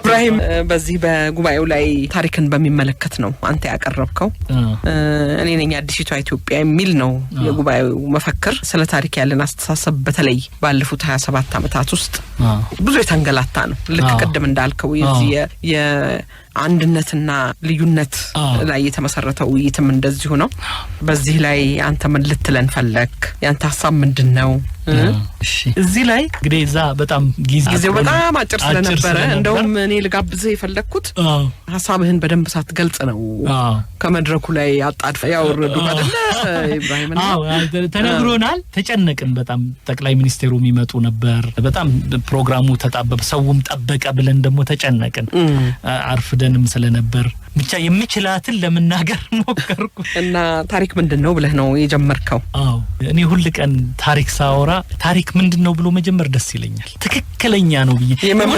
የመምህር ነኝ ደግሞ አዎ እና ታሪክ በሁለት መንገድ ነው የከፈልኩ። አንደኛ ታሪክ እንደ አንድ ያለፈ ክስተት ማለት እኛ ልንለውጠው ማንችል በቃ አለፈ እኛ ከእንግዲህ ወዲያ እጃችን የለም።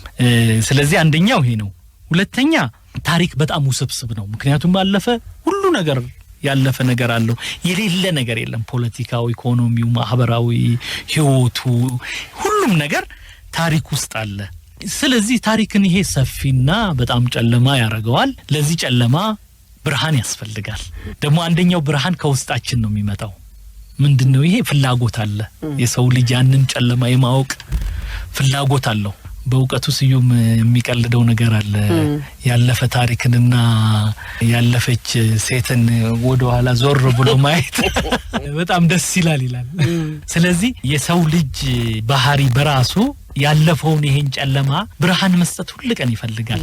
አባቶቹን ማወቅ ይፈልጋል፣ አያቶቹን ማወቅ ይፈልጋል የሰው ልጅ እና ስለዚህ ይህ የሰው ልጅ ባህሪ ሌላ ዴፊኒሽን ሌላ ትርጉም ለታሪክ ይሰጠዋል። ምንድነው? ታሪክ የጥናት መስክ ያደርገዋል።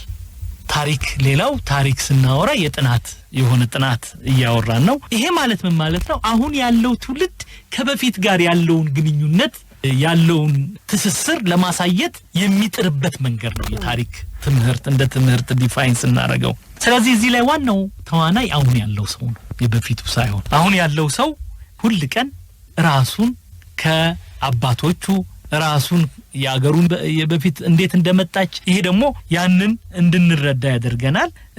ስለዚህ ስልታዊ የሆነ የታሪክ አጠናን ስልት የሰው ልጅ እንዲያዳብር ዛሬ ብቻ ከሮማውያን ጀምሮ የሰው ልጅ የታሪክ ራሱ ጥናት ታሪክ አለው እና በጣም ሮማውያን ለምሳሌ ዘፈርስት ሲስተማቲክ የሆነ የታሪክ ጥናት ያደረጉ እንደሆኑ በኋላ ላይ ደግሞ ሌሎቹም ግሪክም የሰው ልጅ ብቻ ከምናቀው የሰው ልጅ ታሪክ ተነስተን ወደ ኋላ ሁሉ ቀን መራመድ ይፈልጋል። ሁሉ ቀን አባቶቹን ማየት ይፈልጋልና ታሪክም ታሪክ አለው።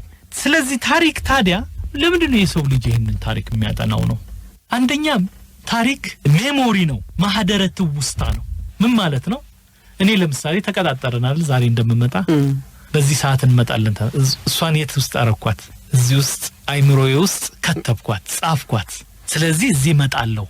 ይሄንን እንደው ይሄ ሜሞሪ ሉዝ ባደርግ ኖሮ አሁን አንገናኝም አይደል?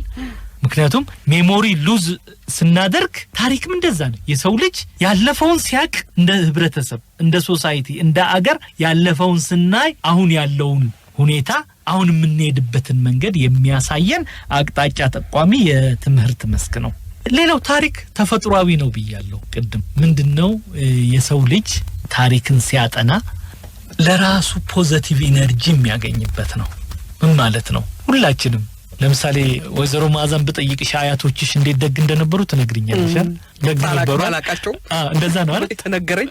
ደግ ናቸው አይደል? የኔም እንደዛ የሁሉም ሰው አንድ ነገር ወይ ደግ ናቸው ወይ ጀግና ናቸው ሁሉ ነገር ወይ ጀግና ናቸው ወይ ደግ ናቸው ወይ ምናምን ናቸውና የሰው ልጅ ክፍሉ ውስጥ አስተምር እዛም ተናግር ያለው አያቶችሽ ደግ ናቸው አይደል ስላት እንዴ በምን አወቃለችኝ? ለምን የሰው ልጅ ከታሪክ ፖዚቲቭ ኢነርጂ ስለራሱ ያለውን አመለካከት ስለራሱ ጥሩነት ስለራሱ ጀግንነት ስለዚህ ቢያንስ ኔጌቲቭ የሚያወራው እንኳን አባቴ ተሸነፈ አይደለም ተበደለ ነው የሚለው ተጨቆነ ነው የሚለው። ሌላው ግን ያሸነፈው ወገን አሸነፍኩኝ ነው እንጂ የሚለው ጨቆንኩኝ አይደለም አቀናው ነው አይደል ምንለው? አዎ ለኢትዮጵያ የሚኒሊክን ሁኔታ አቀኑ ሚኒሊክ ነው። ለተቃራኒው ወገን ደግሞ ያው ጨቆኑ ነው።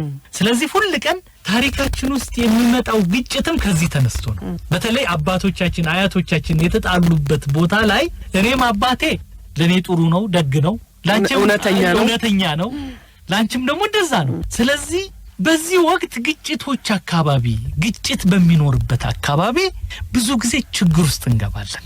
ይሄንን አሁን ያለውን ሁኔታን እንግዲህ አንዳንዴ ታሪክ ላይ የምንቸገረው ይሄ ነው ከዳይቨርሲቲ ጋር ተያይዞ። ምክንያቱም አንዳችን ለአንዳችን ሪኮግናይዝ ሁሉም ሰው ተፈጥሯዊ የራሱን የሆነ ወገን ጥሩ ማድረግ ውሸት አይደለም ባይዘው። የሰው ልጅ ሜሞሪው ራሱ ሴሌክቲቭ ነው። አባታችን ላይ አያቶቻችን ላይ መጥፎ ነገራቸውን አንይዝም። የሚቀርልን ጥሩም ነው ደግሞ ውሸት ወይም ክፋት ወይም ምናምን አይደለም እና የሰው ልጅ እንደዚህ ነው ተፈጥሯዊ ነው በዚህ የተነሳ ታሪክን የማጥናት መብት ያለው ምንድነው አልኩኝ አንደኛ ማናችንም ነን በዚህ በተፈጥሯዊ ሁኔታ ማናችንም ሂስቶሪያን ነን በሆነ መንገድ ሁላችንም ስለሆነ ነገር ማወቅ እንፈልጋለን ግራንድ ፕሮጀክት ደግሞ ሲለመረ እንደ አገር ሲያሳስበን ደግሞ ያው የአገር የምናምን ነው ሌላው ግን ስፔሲፊካሊ የታሪክ አጥኚዎች ለዚህ የታጩ ሰዎች ናቸው ሌላ የተለየ ዓላማ ያላቸውም እኮ ታሪክ ያጠናሉ የፖለቲካ ዓላማ የሃይማኖት ሰዎች እነዚህ በሙሉ ከታሪክ ጋር ኢንጌጅ ያደርጋሉ ስለዚህ ታሪክ በሌላ አነጋገር የኢንተረስትድ የሆኑ ግሩፖችም ታሪክን የማጥናት ኃላፊነት ለራሳቸው ይሰጣሉ በዚህ የተነሳ ታሪክ ለእያንዳንዱ ህብረተሰብ በጣም አስፈላጊ ነው አሁን አንዳንድ ጊዜ ምን እንላለን በቃ ታሪክ እኮ አያስፈልገንም እሱ እኮ ያጣላናል ወይንም ያለፈ ነገር ምን ያስፈልጋል የሚል ሰው አለ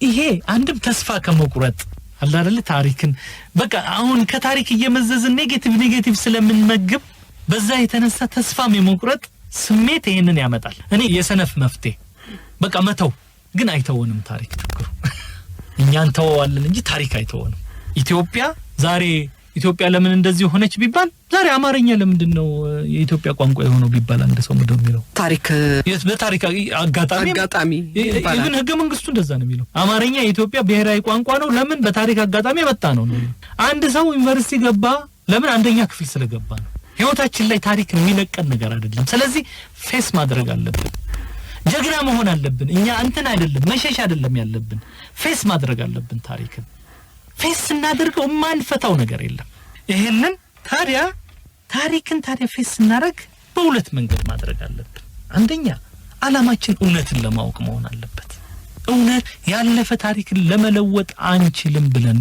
ይሄ የተደመደመ ነገር ነው ስለዚህ መፍታችን ምንድነው ያለፈውን ማወቅ እንጂ ያለፈውን መለወጥ አይደለም ገብሬዎስ ባይከዳኝ አስተዋወስካት ለታሪክ ጸሐፊዎች የሚመክሩት ነገር አላቸው ቀጥል ኢብራሂም እና መለወጥ ስለማንችል ማወቅ ነው የምንችለው ስለዚህ ይሄንን ሐቅ የመቀበል ኢንቴንሽን ሊኖረን ይገባል ማኒፑሌት ማድረግ አይገባም ኢትዮጵያ ታሪክ ላይ ይሄ ችግር አለ እንመጣለን በኢትዮጵያኒስት ቪውም ያንኛውም የሚያመጡቸው የራሳቸውን ፖለቲካ እንትን ለማድረግ ስለዚህ ሁለተኛ ይሄንን እውነት ለማወቅ ታዲያ መረጃ ነው የሚያስፈልገው ልክ ፍርድ ቤት ማለት እኮ ነው ፍርድ ቤት ሲቀርብ ሰው ጀጅ ነው አይደል ሂስቶሪያን ኢዝ ጀጅ ልንፈርድ እኮ ነው እውነቱን ልናወጣ ነው ጥሩ ፈራጅ ካልሆነ ዳኛ ፍትህ ላይ እንደሚደረግ ምን ፍትህ ነው የታሪክ ጥያቄ እውነትን አውጥቶ መናገር ነው ስለዚህ ብዙ ጊዜ እነዚህ ነገሮች በመረጃ ላይ የተመረኮዙ መሆን አለባቸው እውነትን የምናቀው በዛ ላይ ነው ሌላው እነዚህ ነገሮች ግን ሁልቀን ሁለት ነገሮች ግን የሰው ልጅ የግድ አንዳንዴ የምንሳሳተው ወይም ደግሞ አንዳንዴ ስተትም ላይሆን ይችላል ፋክት አለ ፋክቱን የምንረዳበት መንገድ ደግሞ አለ ኢንተርፕሪቴሽን ስለዚህ አንዳንዴ ማኒፑሌት ስናረግም ውሸት ላይ ልንወርቅ እንችላለን አንዳንዴ ግን የተለያየ አስተሳሰብ ሊኖርን ይችላል በታሪክ አጋጣሚ አይዴንቲቲያችን እኛ ያለን አይዴንቲቲ እኛ ያለን ኢዲዮሎጂ ርዕዮተ ዓለም እኛ ያለን ፖለቲካዊ አቋም እነዚህ ነገሮችን ታሪካችን ላይ ተጽዕኖ ያሳድራሉ የሚል ምንም ይሄ ልንደብቀው ማንችል ሚዲያ ላይ አንቺ በጣም ይገባሻል ነፃ ሚዲያ የሚባል ነገር እኮ ላይኖር ይችላል የለም በዚህ ወይ በዛ በሆነ መንገድ ዓላማ አለ ማንኛውም ሰው ስለዚህ ነገር ግን መንግስት ምንድነው የሚጠበቅበት ሸገርን ዓላማውን ማስቀየር አይችልም ወይም ደግሞ የመንግስት ሚዲያ ከሆነ ደግሞ የመንግስትን ዓላማ ነው የሚያስፈጽመው ነገር ግን ሁሉም መብት እንዲኖረው ነው የሚያደርገው አንተ ያለህን ዓላማ በሚዲያ ሰውን እስካልወለንጀል ድረስ ሰውን እንትን እስካልደረሰ የሚገዛበትን ማዕቀፍ ያስቀምጣለታል ከዛ ድንበር እንዳያልፍ ታሪክም ልክ እንደዚህ ነው ማለት ለምን ይሄ ሰውዬ በዚህ ፐርስፔክቲቭ አልጻፈም አንልም ከጻፈም ደግሞ ከመሰለን በአስተሳሰብ እንሞግተዋለን እዚህ ጋር ያመጣው ውሸት ነው ከየት ነው ያመጣው እንጂ አንዳንድ ጊዜ እኛ ጋር ለምንድነው ይሄንን አስተሳሰብ ኢንዶርስ የምታረጉት ይል እኔ ኢንዶርስ አላረግም ግን ማንኛውም ሰው ታሪክ ሲጽፍ ግን አበረታታለሁ ታሪክ ሲጽፍ ግን የግድ ከኔ አስተሳሰብ ጋር ላይሄድ ይችላል ግን ይሄ ሰውዬ እንደሚሞገት ግን እነግረዋለሁ ይሄ ያስከው የጻፍከው ያረከው ኮንትሮቨርሻል ነው ግን እለዋለሁ ግን መብቱን ግን እሰጠዋለሁ ምክንያቱም ታሪክ አይዴንቲቲያችን ለምሳሌ እኛ ማንነታችን እኛ ለምሳሌ ኢትዮጵያ ታሪክ ላይ ነው አይደል ኢንተረስት ያለው የሜክሲኮ ታሪክ ለምን ቢባል ኢንተረስት ይኖር ይችላል ብዙም በቃ ዝም ብሎ በቃ ጊዜ ካለኝ ለማወቅ ነው እንጂ ይሄን ያህል በጣም ይገር ሆኜ የማየው ነገር ለምን ከኔ ህይወት ጋር ብዙ አይገናኝልኝ ስለዚህ አይዴንቲቲ በራሱ ምናጠናውን ሳብጀክት ይወስናል ያለንን አስተሳሰብ ይወስናል ስለዚህ ከተለያየ እነዚህ ነገሮች ተጽዕኖ እንደሚያሳድሩብን ማወቅ እነዚህ ነገሮች እኮ ምንም መረዳት ነው ያለን ፐርስፔክቲቭ ያለን ኢዲዮሎጂ ለምሳሌ ፌሚኒስት ሂስቶሪያን ካሉ የሴቶች ሚና ምን እንደሆነ ያስደስታቸዋል እኮ ይሄ አድሎ ማድረጋቸው አይቀርም በዛ አድሎ ባይሆን እዛ ላይ ማተኮራቸው አይቀርም የራሱ ደግሞ መነጽር ይሰጣል ራሱ አንድ እንትን የራሱ የሆነ አንድ ኢዲዮሎጂ ለምሳሌ ሶሻሊዝም ሶሻሊስቶች ሁሉም ነገር ከክላስ አንፃር ያዩታል ይሄ አንድ ፐርስፔክቲቭ ሰጥቷቸዋል አንድ ጊዜ ግን እንዲሳሳቱ ያደርጋቸዋል ሁሉ ነገር ህይወት ኮምፕሌክስ ነች ታሪክ ኮምፕሌክስ ነው ስለዚህ ታሪክን የምንረዳበት አንድ ፐርስፔክቲቭ አይኖርም ታሪክ is bigger than የኛ ፐርስፔክቲቭ ስለዚህ ነው የታሪክ ጥናት ራሱ ዲሞክራታይዜሽን ያስፈልገዋል ልክ እንደ ፖለቲክስ በፖለቲካ መግባባት እንደማንችል በሙሉ በታሪክም መግባባት አንችልም ይሄ ማለት ግን ኮመን ግራውንድ አንፈልግም ወይ ነው እንፈልጋለን ሌላ ብዝሃነትና ታሪክ በተለይ እንደውም እንግዲህ በጣም ትልቁ ጭቅጭቅ የሚነሳው በዛ ላይ ነው የብሔር ብሔረሰቦች አገር ናት ከተባለ ኢትዮጵያ የኢትዮጵያ የታሪክ ጥናት አንድ ቡድን ላይ ብቻ ያተኮረ ነው የሚለው ነው እንግዲህ ብዙ ክርክር የሚያስነሳው እሺ እዚህ ላይ እኔ ብዙ ጊዜ ግን ይሄ ይከለክለናል ወይ አጠቃላይ የሀገራችን ታሪክ ብለን ልንኮራበት ወይንም የኔ አይደለም ልንልስ ይገባል ወይ በጣም ኃይለኛና በጣም ጥሩ ጥያቄ ነው ይሄ ለመመለስ ኢትዮጵያ ውስጥ አንድ ታሪክ መጻፍ አንችልም ወይ እንችላለን እንደኔ እንችላለን እንደኔ ኢትዮጵያ ውስጥ ማተኮር የሚገቡን መጀመሪያ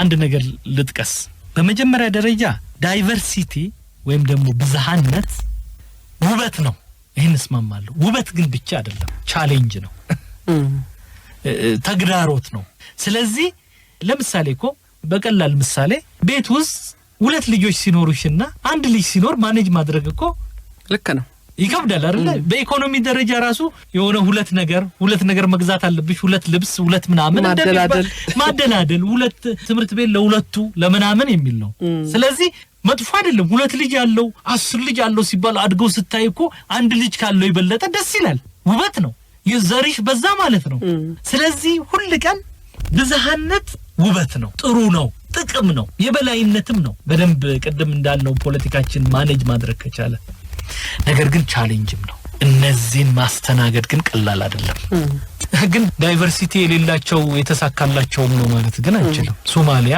is the best example ሶማሊያ አንድ ዘር አንድ ሃይማኖት ግን ኮላፕስ አድርጓል ስለዚህ ዳይቨርሲቲ ያለ መኖር በራሱ ጋራንቲ አይደለም ለስምምነት እንደውም ካነሳው የብሔር ብሔረሰቦች መብት በዚህ በፌደራል ስርዓቱ መልስ አግኝቷል ከተባለ በኋላ አሁንም አነስተኛ ቡድኖች የኔ መብት አልተከበረም ብሎ ጥያቄ ያቀርባሉ ስለዚህ የሚቀጥል ነው አንድ ቦታ መልስ ቢሰጠው አይደለም ለማለት ነው እሺ እና ዳይቨርሲቲ አንድ ነገር ቻሌንጅ ነው ካለን ችግር ነው እንደ ችግር ካየነው ለመፍትሄ እንታገላለን ፕሮብለም ማለት እኮ ማይፈታ ፕሮብለም አይሆንም አንድ ሰው ከሞተ እኮ ፕሮብለም አይደለም አይፈታም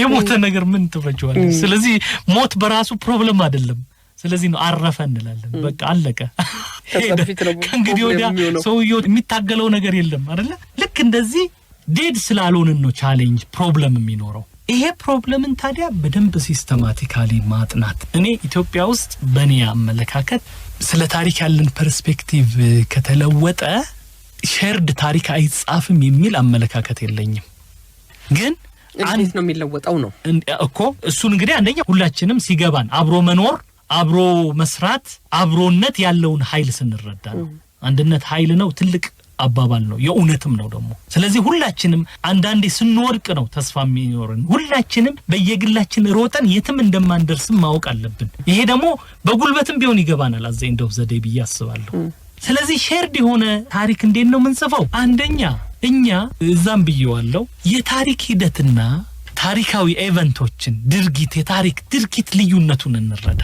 ታሪካዊ ሂደት ይቀጥላል። ሂስቶሪካል ፕሮሰስ ለምሳሌ አጼ ሚኒሊክ እንውሰድ። በጦርነት አሸነፉ፣ ሌሎችን ድል አደረጉ፣ አሸነፉ፣ እሺ ኦፕሬስ አደረጉ፣ የፈለገ እንበል። ይሄ ኢቨንት ነው። ይሄ ኢቨንት ግን ፕሮሰስ ማስከትሏል። የኢትዮጵያ ታሪክ እዛ ጋር አልቆመም። አሁን እኛ ችግራችን እዛች ጋር እናወራለን። በቃ የኢትዮጵያ ታሪክ እዛች ሁለቱ የተገዳደሉት ቦታ አለ አይደል? በቃ ቆመ። አልቆመም። የኢትዮጵያ ታሪክ ቆመ እንደዛ አልቆመም እኮ። አንተ እኮ አጼ ሙቭመንት የኢትዮጵያ ታሪክ እኮ አመጣ አይደል? 1966 አብዮት ምንድነው? አንቲ ኢምፔሪያሊዝም ነው አይደለም እንዴ? ስለዚህ የኢትዮጵያ ታሪክ እዛ ቆመ ብለን ስለምንከራከር ነው ችግራችን። ብሶትም አለብኝ የሚለው እዛው አጼ ሚኒሊክ ጋር ድልም ደግሞ አገኘው የሚለውም እዛው አጼ ሚኒሊክን ካላመለካችሁ ይለናል። ይሄ አይደለም የኢትዮጵያ ታሪክ ኢቨንት አይደለም። የኢትዮጵያ ታሪክ ፕሮሰስ ነው። ለምሳሌ ስለዚህ ሁለት ነገር አመጣለሁ። ሌሎችም ሁሉም የኢትዮጵያ ህዝብ በኮንፊደንስ ነው የምናገረው። ኔሽን ቢልዲንግ አገር የመገንባት ሂደት በሁሉም ኢትዮጵያውያኖች የተሰራ ስራ ነው። ኢትዮጵያ በሁሉም ህዝቦቿ የተሰራች ሀገር ነች። በሚኒሊክ የተሰራች አይደለችም። አንድ ሰው ግን ኢኒሺዬቲቭ መውሰድ አለበት። የዛኔ ገሎ ነው ማንም ሀገር እንደሚያደርገው። ኢትዮጵያ ግን እዛ ጋር አልቆመችም። ኢትዮጵያን አናሳንሳት። ኢትዮጵያ ትልቅ ሀገር ነው። ስለዚህ ምንድነው የሚደረገው?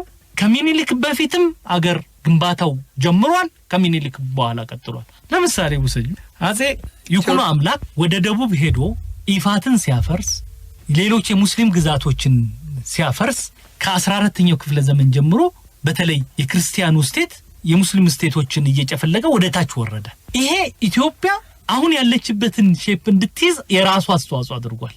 ዛሬ አዳል ዛሬ የክርስቲያን ግዛቶች የምንላቸው እንደነመንዝ እንደነምናምን እኮ የሙስሊም ስቴቶች ናቸው እኮ እዛ አካባቢ። እነዚህ በሙሉ አንድ አስተዋጽኦ ነው። ኢማም አህመድ ከዚህ ተነስቶ ከምስራቅ ተነስቶ ወደ ላይ ሲሄድ ሌላ ደግሞ የሙስሊም ሙቭመንት ወደዛ መጣ። ይሄ የሀገር ግንባታ አንድ ፓርት ነው። ተጋደሉት ተጋደሉ ይጋደላሉ። ይሄንን ስንጽፍ የተለያየ አስተሳሰብ ይኖረን እንጻፍ። አንድ ናሬሽን አልፈልግም። የተለያየ ትረካ ይኖረው ግን አዘንዶ ዘደ ይችን ሀገር የመገንባት ኔሽን ቢልዲንግ ፕሮሰስ ነው። እስቲ የኦሮሞ ሙቭመንት ባይኖር ዛሬ ያለው የኢትዮጵያ ኮንፊገሬሽን ይኖር ነበር እንዴ? ዛሬ ያለው የኢትዮጵያ ህዝብ የኦሮሞ ሙቭመንት ባይኖር ኖር ነው። የኦሮሞ ሙቭመንት ፓርት ኦፍ እንትን እኮ ነው። ፖለቲካችን በጣም ፖላራይዝድ ስለሆነ ነው እንጂ እነዚህ በሙሉ ፓርት ኦፍ ኦሮሞ ፓርት ኦፍ ሚኒሊክ እንትን አይደለም እንዴ? አንዳንድ ጊዜ አንዳንድ ኤክስትሪም ናሽናሊስቶች እነ ራስ ጎበናን እና ምናምንን ልክ በቃ ትሬተርስ አይደለም። this is process። ዛሬም እኮ የኦሮሚያን ክልል የአማራን ክልል ምናምን እንትን ማለት እንችላለን። ዝም ብለው ፐፔት ማለት እኮ እንችላለን። ግን እነዚህ ቃላት በቂ አይደሉም ሂስቶሪካል ፕሮሰስን ለመረዳት። ስለዚህ ፕሮሰስንና አንድ ኢቨንትን ለይተን ማየት አለብን። ፕሮሰሱን ከተመለከት ነው ከዛ የኢትዮጵያ አብዮት ጋር ነው ይልኝ። የኢትዮጵያ አብዮት ከ1940 ጀምሮ የተማሪዎች እንቅስቃሴ ውጤት ነው። የኢትዮጵያ አብዮት ኢትዮጵያ የምትገነባበትን ፒላሮች ቻሌንጅ ያደረገ አይደል እንዴ? ዲሞክራሲ መምጣት አለበት። ሶሻሊዝምን አመጡት ተማሪዎች። ኢትዮጵያ መጨረሻ ላይ ሪዛልቱ ምንድነው? ኢትዮጵያ ከኢምፔሪያል ወደ ሪፐብሊክ። ይሄ አገር ግንባታ አይደለም እንዴ? እነዚህ ተማሪዎች አገር አልገነቡም እንዴ? በራሳቸው መንገድ። አጼ ሚኒሊክም በራሳቸው መንገድ፣ አፄ ኃይለ ሥላሴ በራሳቸው መንገድ። ኢቭን ለመገንጠል የተደረገው ጥረት እኮ አገር የመገንባት አንደኛው ከዚች አገር ቆርሰን መሄድ አለብን ነው አትሄዱም አይደለም እንዴ? ይሄ እኮ የዲቤት ውጤት ነው። ስለዚህ 1990 ላይ ስንመጣ ኢህአዴግ መጣ።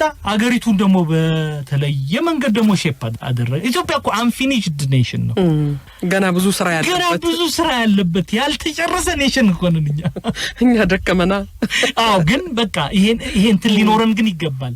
እኔ ብዙ ጊዜ ሰዎች ፖለቲካ ያቃል የሚሉ ሰዎች የሚጠይቁኝ ጥያቄ አለ። እሺ ቀጥሎ ምን ይሆናል? ኢትዮጵያ ሁሉ ቀን ትቀጥላለች እንደዚሁ። ግን አንተ የራስህን አስተዋጽኦ የሆነ ነገር ለማድረግ መጣር ነው እንጂ ኢትዮጵያ እንደዚሁ ነች። በቃ ይቺ ሀገር እንደዚሁ ነች። ይቺን ሀገር ግን መረዳት የሶሉሽኖች ሁሉ ውጤት ነው። ስለዚህ ታሪካዊ ሂደት ታሪካዊ ፕሮሰስ በደንብ ማወቅ አለብን ሀገር ግንባታን በተመለከተ። ሌላው ታሪካዊ ክስተቶች የግድ የወደፊቱን ዕጣ ፈንታችንን ግን አይወስኑ። ታሪክ በጣም አስፈላጊ አይደለም? አስፈላጊ ነው። ግን ታሪክ ሁሉን ነገር ግን አይወስንም። በቃ አጣፋንታችን ትናንትና ሁሉ ጊዜ በቃ እንትና በሰሩት አይደለም እንደዛ ቢሆን ኖሮ እኛ ከፊውዳል ስርዓት አንወጣ ሪፐብሊክ አንሆንም ኤትኒክ ፌደራሊዝም አንድ ፖለቲካል ኤክስፕሬሽን አይሆንም ለምን ታሪክ ራሱ ቼንጅ ኤንድ ኮንቲኒቲ ነው የሚለወጡ ነገሮች አሉ የሚቀጥሉ ነገሮች ሌላው ታሪካችን ላይ ኮመን የሆኑ ግራውንዶችን እናውጣ ዶክተር ደረጀ ጋር ስናወራ ብዙ ጊዜ የሚያነሳው ግራንድ ናሬቲቭስ አሉ ይላል በጣም ትልቅ የሆነ ለኢትዮጵያ ለምሳሌ የሰለሞኒክ ዳይናስቲ ግራንድ እንተናለ የክርስቲያን ግራንድ ናሬቲቭ አለ ኢትዮጵያ ከንግስት ሳባ ከመናምን ልንነቅፈው እንችላለን ግን ቪዥን ኦፍ ዘ ክርስቲያን ቪዥን ኦፍ ኢትዮጵያ ነው ያ ስለዚህ ኢትዮጵያ በዚህ መንገድ ነው የምትሳለው አካዳሚካሊ ልናወራ እንችላለን ግን ፖዚቲቭ ኢነርጂ ላንድ ክርስቲያን የሚሰጠው ኢትዮጵያዊነቱን ከክርስትና ጋር ከዛ ሲያጣቅስ ነው ስለዚህ ይሄን ሪኮግናይዝ እንደራረግ ከዛ ከሙስሊሙ ደግሞ እኔ መጣ አይደለም ለማለት ይሄው ነጃሺ ከዛ ጀምሮ መጣ እኛ ኢትዮጵያ ከመዲና ይልቅ መጀመሪያ እስልምና ኢትዮጵያን የመጣው ይሄኮ በጣም ትልቅ ሀብት ነው እነዚህ ግራንድ ናሬቲቭስ የግድ ተፎካካሪ አይደሉም የግድ አንዱን የሚጥል አይደለም በቃ እነዚህ ነገሮች የራሳችን የሆኑ ሀብቶች ናቸው ሁሉም ሊቀበለውና ሊቆራበት የሚችል ኢቭን ፕሮቴስታንቶች በጣም የሚያስገርም ደቂቅ እስጢፋኖስ የመጀመሪያው ከሉተር በፊት ፕሮቴስታንቲዝም ኢትዮጵያ ውስጥ ነው የተስፋፋው የሚሉ ናሬቲቮች አሉ ሉተር በኋላ ነው የመጣው ከደቂቅ እስጢፋኖስ የኢትዮጵያን ኦርቶዶክስ ቸርች ቻሌንጅ ያደረገ ይሄ ከአውሮፓውያን በፊት ነው ግን ኢትዮጵያ ውስጥ ግን ኢንቫይሮንመንቱ ስላልተመቻቸ ፕሮቴስታንቲዝም አላደገም እንጂ ፕሮቴስታንቲዝም የውጪ አይደለም የኛ ነው እነዚህ ናሬሽኖች ደስ አይሉ ይሄ እኮ ኢትዮጵያን በቃ እኔም ኢትዮጵያዊ ነኝ እኔም የኢትዮጵያ ነኝ ማለት ሌላ ለምሳሌ ዶክተር መሐመድ ሐሰን በቅርቡ የጻፈው መጽሐፍ አለ የኦሮሞ ሚና በክርስቲያን ስቴት ውስጥ ትልቅ የሆነ እንትን ነው ከ16ኛው ክፍለ ዘመን ጀምሮ ኦሮሞዎች ቤተመንግስት ነበሩ የኢትዮጵያ ክርስቲያን ቤተመንግስት ሙስሊሞች ነበሩ ይሄን ምንም እነዚህ ነው እንትን አለን ብዙ ሀብት አለን ምናወራው ትላልቅ ነገሮች አሉ አገር የሚገነቡ ናሬሽኖች መጻፍ ይቻላል እነዚህን ግን አንድም ጥፋታችን ኮምፒቲቲቭ እናረጋቸዋለን አንዱ ኔጌሽን እናረጋቸዋለን ሁለተኛ ጀግና የኔን ጀግና ተቀበል እንላለን ላንዱ ጀግና የሆነ ላንዱ ላይሆን ይችላል ይሄን መቀበል አለብን ምንድነው እኛ ኮይ ፕሮሰስ እንተናን እንጂ ግለሰብ እንተና አይደለም ኢቨንቶች ትልቅ ሊሆኑ ይችላሉ ግን ኢቨንቶች እኛን ሁሉ ቀን እንተና አይለንም ስለዚህ ለወደፊት የግድ ኢትዮጵያ ውስጥ የግድ የወደፊታችን አንደኛ ያለፈው አይወስንም ሁለተኛ ግን ያለፈውን ግን ፖዚቲቭ የሆኑ ናሬሽን እኔ ጀግና ምለው ካሁን በኋላ ጀግና ሂስቶሪያን ምለው ለሁላችንም ፖዚቲቭ የሆነን እንትን ሪኮግናይዝ አድርጎ ከዛ ከተለያዩ አመለካከት ያላቸው ሰዎች ጋር እሺ እንደዚህ ሆነ አንተ ትላለ እሺ እንዴት አድርገን አንድ ናሬሽን ኢትዮጵያ ግራንድ የሆነ ናሬሽን እንጻፍ እዚህ ላይ እንስራ እዚህ ላይ የኡነት እናስብ የኡነት ምሁር ካለ እዚህ ላይ እናተኩር እንትኑማ ቀላል እኮ ነው እኔም ምደግፈውን ነገር ይዤ መጫው በጣም ቀላል ነው ይሄ ሰነፍ ስራ እኮ ነው እኮ በጣም ቀላል ነው ከባዱ ስራ ይሄ ነው ከባዱ ስራ የጀግና ስራ ሁላችንንም የሚያሰባስብ የሁላችንንም ናሬሽን ባከበረው ሁኔታ የምንሰራው የኢትዮጵያ ሂስትሪ ማድረግ እንችላለን ግን ቀናነት ያስፈልጋል የምፈልገውን ነገር ደብቄ አይደለም ባህላችንን እንለውጥ እንደምንዋልሽ ደናዋልሽ ብለን ጮክ ብለን ይድፋሽ አንበልቀስ ብለን ደሞ ይሄን ካራክተራችንን እናርም ይሄን ካደረግን ኢትዮጵያ እንደማንኛው ኢትዮጵያ ትልቅ ትሆናለች ተረት አይደለም ኢትዮጵያ ትልቅ ትሆናለች ትልቅ አገር ነች ሌሎችን ኢንፍሉዌንስ ማድረግ እንችላለን ምስራቅ አፍሪካ እኛን የሚያህል አገር የለም አሁንም እንደዚህ በተንኮታኮተ ሁኔታ ውስጥ እኛን የሚያህል አገር የለም የእውነት እኛ ትልቅ ህዝቦች አሁንም ቁጥራችንም እየበዛ ነው ማንንም እኛን የሚያህል የለም እኛ የውስጥ ጠንካራ ነን የውጪ ጠንካራ ነን ሁሌ እኔ ይሄን ነው ማመን ተስፋ አረጋለሁ እንዲህ አይነት ጀግና ታሪክ ጻፊ ይመጣልናል ብዬ ወይንም በብዛት እናርገውና እንዲህ አይነት ጀግኖች ይመጣሉ ብዬ ተስፋ አረጋለሁ ኢብራሂም የዛሬውን በዚሁ እንደምደማው ሌላ ጊዜ እንደዚሁ ተገናኝተን አንዳንድ እስት ላይ ብንወያይ ደስ ይለኛል አገርህ ራቀ ለማንኛውም እኔ ወይዘሮ ማዛ ቡናም ከጠራችኝ ይመጣለው ብያለሁ እኔ የኡነት ያንቺን እዚህ ላይ ማንሳት ፈልጋለሁ ይቅርታ አድርግልኝ እንደማትወጂ አቃለሁ እኔ ያንቺ ስም በጠቅላይ ሚኒስቴሩ ተጠርቶ ሪኮግናይዝ ማድረግ መጀመሩ አንዱ የጀግንነት ምንጭ ነው ብዬ ነው ማስበው የኡነቴን ስለዚህ እኔ አንቺ ለቡናም ከጠራሽኝ እመጣለሁ ያው ረመዳን ነው ብዬ ነው ሞት አይቻልም ስለዚህ ዋናው ነገር ምንድነው በጣም ሁላችንም እኔ እንደ ታሪክ ተማሪ ነው ማውራው አንቺ እንደ ጋዜጠኛ የምትሰሪው ስራ በጣም ነው የሚያስደስተኝና በጣም ነው ማመሰግነው በጣም እንጃ እኔ የተሰማኝ ስሜት ደስ ብሎኛል እና ሁሌ ዝግጁ ነኝ ለሀገሬ የማበረከተው አንድ ነገር ካለ ሁሌ ዝግጁ ነኝ በጣም አመሰግናለሁ በጣም ደስ ብሎኛል የዛሬውን በዚሁ እንደምድመዋለን አድማጮቻችን ከኛ ጋር ስለነበሩ ከልብ እናመሰግናቸዋለን